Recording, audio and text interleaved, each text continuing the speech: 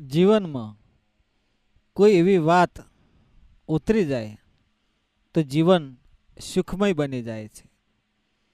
કોઈ સંકેત તમને મળી જાય અને એ જો તમારા વિચારધારા હોય, તમારી જીવનશૈલી હોય, એમાં ઉતરી જાય અને એ વાતનું તમે પાલન કરવા લાગો તો જીવન સુખમય બની જાય.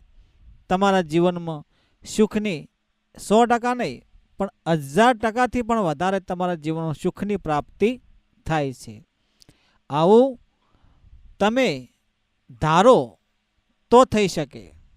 વિચારવાથી માત્ર વિચાર જ કરશો, પણ વિચાર કોઈનો તમે સાંભળો છો અને એ વિચારને તમે અનુકરણ કરો છો, એનું પાલન કરો છો અને એનું તમે જીવનમાં ઉતારો છો.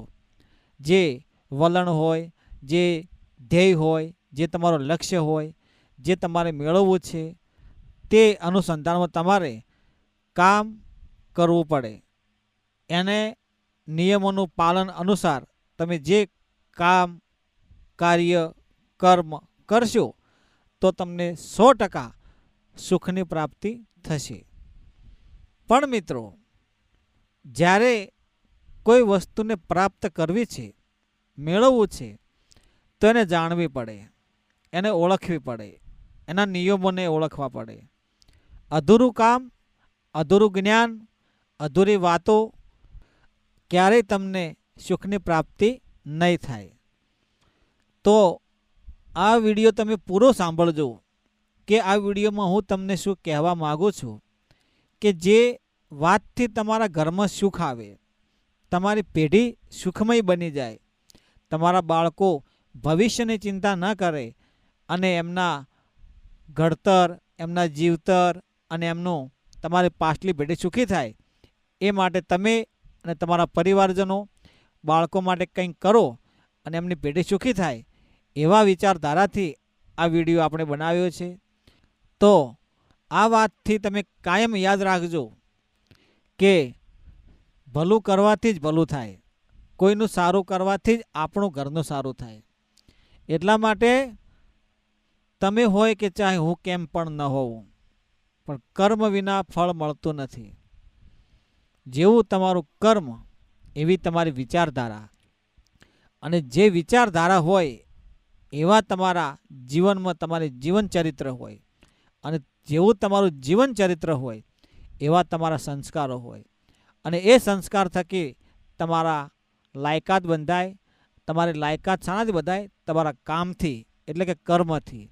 એટલે કર્મ મહાન છે. કર્મ એવું કરો કે તમારી લાયકાત બંધાય, તમારા કર્મો થકી તમારા સંસ્કાર બંધાય, તમારું જીવન ચરિત્ર, તમારી જીવનશૈલી, તમારી વિચારધારા, આ બધું તમારા જીવન ઉપર આધાર રાખે છે. એટલા માટે મિત્રો, જેવો ભાવ હશે, જેવી તમારી ભક્તિ હશે, જેવી તમારી શ્રદ્ધા હશે, જેવા તમારા વિચારધારા હશે, પવિત્રતા હશે, નીતિ હશે, અને તમે ધર્મના માર્ગે હશો તો 100% નહીં પણ 1000% ભગવાનને પણ તમારે હાજરી, તમારી સત્યતાના પ્રમાણ આપવા માટે આવવું પડે. પણ તમે સાચા હોય તો.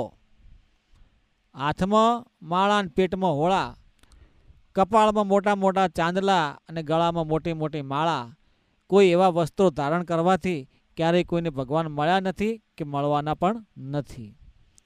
પણ ભગવાન માતાજી ક્યારેય કોને મળે?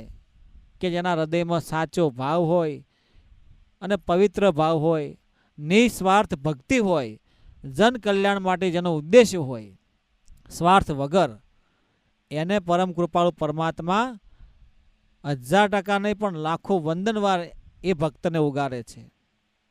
એક વિશ્વાસ મૂકી દો રામ નામના જાપ ઉપર. રામનું નામ જપી લો, રાધે રાધે જપી લો, હરે કૃષ્ણ, ઓમ નમઃ શિવાય. જેમાં જેમાં તમારું મન પરોવી લ્યો. કહેવાય છે ને કે વીજળીના ચમકારે મોતી પરોવી લ્યો, પાનબાઈ અચાનક અંધારા થાશે જી. એક વીજળીનો ચમકારો પડી જાય ને એમાં જો તમે મોતી પરોવી લ્યો તો સમજી લેવાનું કે તમારું જીવન ધન્ય બની જાય. આ બધી ઉદાહરણો, દાખલાઓ, વાતો જીવનમાં ઉતારવા જેવી છે. મિત્રો, કર્મ ધર્મની વાત છે. જો તમે ધર્મના માર્ગે હશો તો તમારું ત્રાજવું ઊંચું હશે, અને અનિતિ અને અધર્મના માર્ગે હશો તો તમારે એ કરેલા કર્મો ભોગવવા પડશે. જો તમે કોઈને મદદ કરી હશે, કોઈનું ભલું કર્યું હશે, પેઢીની પુનઃ હશે, તમારું હોય કે તમારા પપ્પાનું હોય કે તમારા પિતાશ્રી કે દાદાઓ વડદાદાઓ પૂર્વજો હોય, તો જો ધર્મના માર્ગે હશે તો તમે સુખના માર્ગે હશો. તમારા ઘરમાં ક્યારેય પણ ધન દોલત માયા મિલકત ખૂટશે નહીં અને તમારો ભર્યો ભંડાર હશે, કારણ કે તમારા વડવાઓ પુણ્ય મૂકીને ગયા છો એ તમે વાપરો છો અને તમે સુખી છો, સંપન્ન છો. પણ જો તમારા કર્મોથી તમે ખુદ, તમારા વડવાઓ ખુદ અને એનાથી બીજા પણ તમારા દાદા પરદાદાઓ ગેરમાર્ગે હોય, અનિતિ ધર્મમાં ના હોય, અધર્મના માર્ગે હોય, તો એ ધર્મ કર્મ તમારે ભોગવવું પડતું હોય છે. એ તમારી પેઢીના આધારે હોય છે. જેવું જેનું કર્મ એવું એવા એના ભાગ્યમાં મળતું હોય છે. જેવો ભાવ હશે એવી ભક્તિ હશે, જેવો અન્ન હશે એવો ઓડકાર હશે. તો મિત્રો તમે વિચારજો કે સારું કર્મ કરવાથી સારું ફળ મળે છે. તમે તમારા કુળદેવીને ભલે પગે લાગો, વંદન કરો, 1000 દીવડા કરો, ઘીના કરો, તેલના કરો, આડા કરો, ઊભા કરો, પણ જો મનમાં સાચો ભાવ ના હોય, સાચી ભક્તિ ના હોય, તમારી ભેડનું પુનઃ ના હોય, તો દેવી દેવતા ક્યારેય રાજી થતા નથી. અને હું તો એટલું કહું છું કે તમે દીવા, ધૂપ, ધુમાડા, અગરબત્તી નહીં કરો તો ચાલશે, પણ કોઈ ગરીબની મદદ કરજો. કોઈને જરૂર પડી હોય એવાને તમે સાથ આપજો. તમારા જોડે પૈસા નહીં હોય તો ચાલશે, પણ તમારો સાથ હશે ને, તમારો ટેકો હશે ને, તો એને થોડો સપોર્ટ મળશે, હૂંફ મળશે. એવા વ્યક્તિને, કોઈ જીવને દયા કરીને તમે ઉગારજો, આગળ લાવવાની કોશિશ કરજો. દુઃખ તો દુઃખ, સુખ તો સુખ, તડકો હોય કે છાયો હોય, પણ એકબીજા હળી મળીને બધા જીવો પ્રત્યે લાગણી હોય, દયા હોય, પ્રેમ હોય, એમ તમે રહેશો ને તો પરમ કૃપાળુ પરમાત્મા કુદરતની ડાળ એક દિવસ તમારા ઉપર નમશે, નમશે ને નમશે. એટલે મિત્રો, ભગવાનને રાજી કરવા હોય, માતાજીને રાજી કરવા હોય, તો તમે તમારા કર્મો થકી તમે કરી શકો છો, પણ ધર્મમાં રહીને, સનાતનના હિન્દુ ધર્મમાં રહીને. ખવડાવજો અને ખાજો. પહેલાં તમારા મા બાપની સેવા કરજો.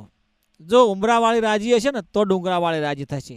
તમારે પગપાળા ચાલીને ક્યાંય જવાની, બાધા માનતા રાખવાની કોઈ જરૂર નથી, પણ મા બાપની સેવા કરી લેજો જીવતે જાગતે, અને મર્યા પછી તમારે એના ફોટા પૂજવાનો વારો આવશે. એ લોકો પૂર્વજ બનશે, કોઈ સદી બનશે, કોઈ સિગોતર બનશે અને તમને હેરાન કરશે. કારણ કે તમે જીવતા તમે એનો આદર, સત્કાર, પ્રેમ ભાવ નથી કર્યો, એને રોટલો નથી ખવડાયો, એને ખાટલામાં બેઠા વખતે તમે પાણી નથી પાયું, નથી દવા કરાવી, તો એ આત્મા ભટકે છે. એના પુત્રમાં, એના પરિવારમાં, એના દીકરા દીકરીમાં, એના બાળ ગોપાળમાં. જે વૃદ્ધ હોય એની સેવા કરી લેજો, માતા પિતાની. બાપ હોય ખરાબ તો પણ એનું કહેવું માનજો, કારણ કે 50-60 વર્ષ પછી આમે મનુષ્યની ઉંમર જેમ વધતી જાય એમ એનું મગજમાં બાળપણ જેવું હોય છે, જીદવાળું હોય છે. છતાં પણ એ ઘરડા મા બાપ પોતાના બાળકને રાજી રાખવા માટે એની ભૂલોને માફ કરતા હોય છે, કારણ કે મા બાપ જ છે ને એ જ બાળકની ભૂલ માફ કરે. અને બાળક આપણે ગમે એટલા મોટા થઈ જઈએ, 35, 40, 50 વર્ષના, પણ મા બાપ આગળ આપણે સંતાન જ છીએ. એટલે પહેલાં મા બાપને રાજી રાખજો. મા ખરાબ હોય, બાપ ખરાબ હોય, પણ એનું ખમી લેજો, અને એને જે જોવે, ખાવું પીવું, પાણી, રહેણી કહેણી, દવા, જે તમારા મા બાપની સેવા કરતા હોય એ પહેલાં કરજો, પછી તમે કોઈ બીજાની સેવા પૂજા કરજો. તમારા કુળદેવીને કરતા હોય તોય, તમારા ગુરુદેવને કરતા હોય તોય, તમારા ધર્મમાં જે કંઈ આવતું હોય એ તમે તમારા કર્મ અનુસાર સારું કરશો તો સારું થશે. આટલું જ મારું કહેવું થાય છે મિત્રો. બીજી વાત રહી તમારા કર્મની, તો કર્મ તમારી સંગતથી સુધરે છે. સંગત સારી કરી લેજો. સંગત કરી લે નિર્મળ સંતની. એટલે સંત એટલે કોઈ બધા સંત, સાધુ સંતનો કહેવાનો અર્થ એવો નથી, પણ કોઈ સારા વ્યક્તિ ધરાવતા હોય, જે સારા તમને માર્ગે લઈ જતા હોય, જે તમને જીવનમાં તમે કંઈક સારું કરી શકો અને તમારા પેઢી પરિવારને તમે તમારી જવાબદારીઓ પૂરી પાડી શકો, એવો સંગ તમે કરજો કે તમારું ઘર, તમારો પરિવાર કોઈ જોડે હાથ ન લંબાવે, કોઈના પગ પકડવાનો વારો ના આવે. આવા કર્મ કરજો કે જેથી તમારી ઇજ્જત, આબરૂ, માન, મોભો, મર્યાદા સચવાય. ઘણા તો કોઈ જોડે પૈસા માગવા જાય ને તો કોઈને પૂછેના પૈસા નથી આપતું, કે વ્યાજવા માગવા ને તો વ્યાજવા પણ નથી આપતું. તો વિચાર કરો એ માણસના કર્મો કેવા હશે, એની કોઈ શરમ ભરતું હશે કે નહીં. એટલે એ કર્મો થકી તમે ઓળખજો. પરમાત્મા તો દરેક અણુ અણે અને કણુ કણમાં છે, પણ કોઈના ભરોસે ના બેસતા જાતે કરજો. આપ સિવાય બળ નહીં અને મેઘ સિવાય જળ નહીં. એટલે જે કરો એ જાતે કરજો, પારકી આશા ક્યારે રાખતા નહીં. અને કરો તો એવું કરજો કે તમારા કર્મોથી તમારા બાળકોને ઓળખાણ મળે અને તમારા બાળકોને શિક્ષણ મળે. તમારા બાળકો તમને યાદ કરીને, તમારી પેઢીને યાદ કરીને, તમારા પાછલા જે પેઢી ઉગવાની હોય, જે નવીન પેઢી આવવાની હોય, એ તમારા સંસ્કારોને લીધે આગળ વધતી જાય. એવા કર્મ કરજો જેથી ભગવાન રાજી રહે, માતાજી રાજી રહે અને તમારો સ્વભાવ જે હોય નિર્મળ હોય. તમારા સ્વભાવથી જ તમે ઓળખાતા હોય છો. કોઈ પણ કામ ધંધામાં સ્વભાવ નિર્મળ રાખો ને તો ઓટોમેટિક ધંધો ચાલે. તમે જેવી મીઠાશ હોય, એવો પ્રેમ ભાવ હોય, એ રીતે તમારો વલણ હોય, દયા હોય, એ રીતે બધું તમારા જીવતરમાં, તમારા ઘડતરમાં એ રીતે તમે સુખની પ્રાપ્તિ કરતા હોય છો. વેર ઝેર ઝઘડા ક્લેશ કંકાસથી દૂર રહેજો. અને વધારે હાથ જોડીને વિનંતી કરું છું કે એક વ્યસનથી ઘણા એટલે ખૂબ દૂર જતા રહેજો. વ્યસન તો ક્યારેય જીવનમાં અભડાવતા નહીં તમારા શરીરને પણ. માંસ મટન દારૂથી દૂર રહેજો. તો આવા કર્મોથી તમે જો શેટાને દૂર રહેશો તો જીવનમાં ક્યારેય દુઃખનો છાંયડો પણ પડછાયો પણ તમારા જીવનમાં નહીં આવે.